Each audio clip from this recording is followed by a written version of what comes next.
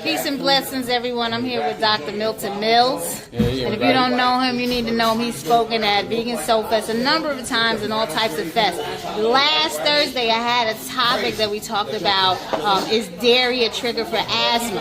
And I had some guests on that went to the asthma conference. And there was no talk about dairy and asthma. What do you have to say about that, Dr. Mills? So the way that I want people to understand why dairy is so bad it's bad for everybody, but it's particularly bad for people with asthma, is you have to understand how our respiratory tree protects itself from the environment.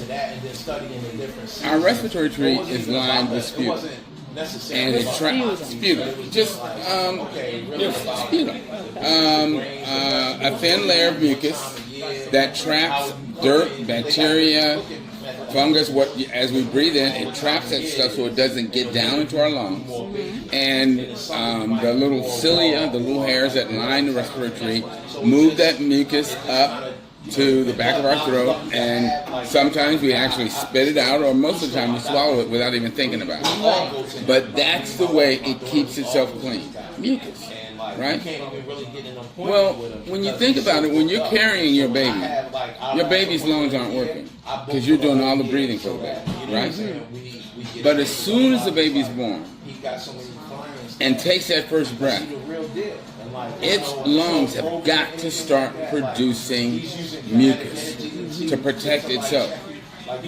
That is what your milk stimulates the lungs to do, so that baby's lungs can protect itself. Well, a cow's milk does the same thing for the calf. It stimulates the production of mucus. But that means that when humans drink that cow's milk, they start overproducing mucus, which clogs up their respiratory tree. Right. And that's what causes an asthma exacerbation. Wow. Furthermore, the mother's milk is filled with compounds that stimulate the immune system, because it ramps up inflammation. Now, a certain amount of inflammation is good because you want your immune cells to be, on the lookout for the bad guys.